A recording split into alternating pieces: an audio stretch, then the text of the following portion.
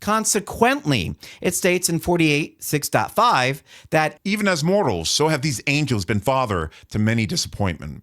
And they will point out that sometimes your most disappointing disappointments have become your greatest blessings. perhaps you can think of a time that catastrophe struck and you were all the better of a person or a family because of it. As one brief psychology example, therapists often say that once we lose anything, we quickly ascertain its true value. After all, there is no might without strength, and no strength without adversity. In 156.5.20, we learn that the God-conscious mortal knows how bravely to endure unavoidable suffering. He is uncomplaining when faced by inescapable hardship.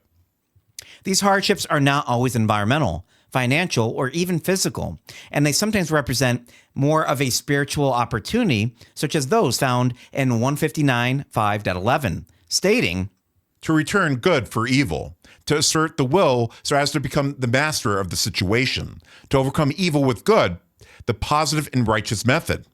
In 156.5.18, Jesus describes what some of these spiritual benefits can be when he said, as you grow older in years and more experienced in the affairs of the kingdom, are you becoming more tactful in dealing with troublesome mortals and more tolerant in living with stubborn associates?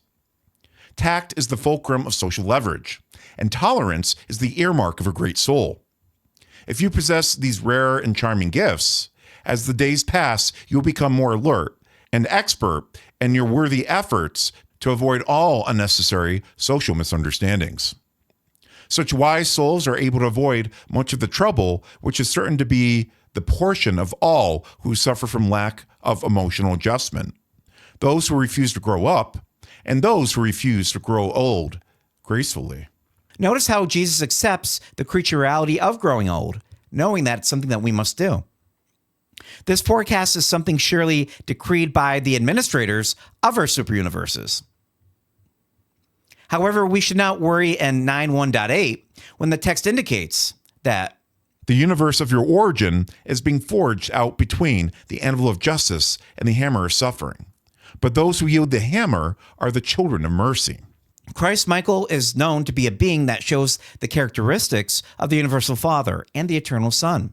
However, he shares most of the motherly affection and understanding of our eternal Son, meaning we have a very nurturing and merciful system sovereign as our creator Michael that really wants all of us to do well.